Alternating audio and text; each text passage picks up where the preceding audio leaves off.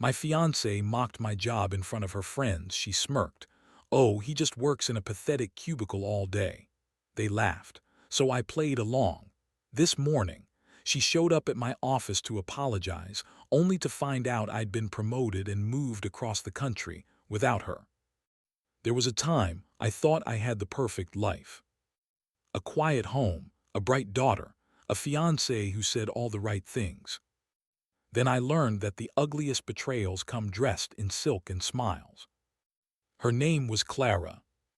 We met through a mutual friend at a fundraiser. She laughed at my corny jokes, said she admired how hard I worked. I believed her. My daughter, Emily, was 16 when Clara moved in. She was cautious at first, polite but distant. But Clara made the effort, made her favorite cookies, drove her to school, called her kiddo. One night over dinner, Clara said, "You know, I really love this little family we have." I remember smiling. Emily looked down, quietly pleased.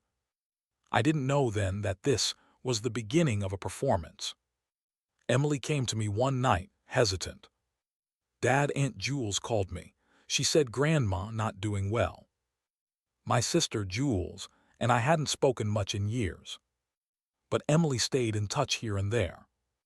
She said she might not make it to Christmas, and they can't afford the flight to bring her here. She pulled out her savings notebook. "I was going to use this for my dorm stuff, but Grandma's important." I hesitated. "Baby, it's not your job to fix everything." She shook her head. "It just feels right." Clara watched all this from the kitchen. Later that night she told me she has such a good heart. 2 weeks later I called Jules. Just to say thank you for the update, to check in. She sounded confused. "What are you talking about? Mom's fine, we just had lunch." "But Emily said you called," said Grandma. I haven't called Emily in months. Something cracked. That night I checked Clara's email. I shouldn't have, but something told me to. There it was. A fake email chain. A made-up crisis. Forwarded to Emily. Created by Clara. And a money transfer. From Emily's account. To a second account in Clara's name. Label, wedding planner deposit. I didn't confront her right away. I wanted to see how far she'd go. She still kissed my cheek, still called Emily her little star. Then the night of her friend's party came. I didn't want to go. Too tired, too much on my mind. But she insisted. Her friend leaned over the wine glass. "So you still in that cubicle job? How tragic." Clara laughed. "Oh, he just works in a pathetic cubicle all day. He tries, though." Laughter. Too loud, too pointed. I smiled. Played along. Then I took my jacket. And left. The next morning, I packed everything I needed. Promotions had been on the table for months. San Diego. New office, bigger role. I accepted it that day.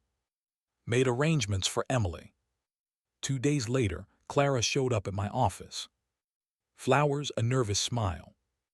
I went too far, can we talk?" The receptionist looked at her. "He doesn't work here anymore, he relocated." Clara blinked. "What?" "He moved Monday morning." I didn't answer her calls. Didn't check her texts. Emily and I started over. New coast, new weather, new peace. It took months to get her money back. Lawyers were involved. She got it, though. And Clara. She posted some rant online.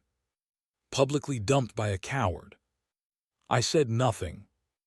Emily asked me once, "Do you think she ever loved us?" I thought about it. Then said she loved the version of us she could use. Some people only love what they can control. Once you stop letting them, they call it betrayal.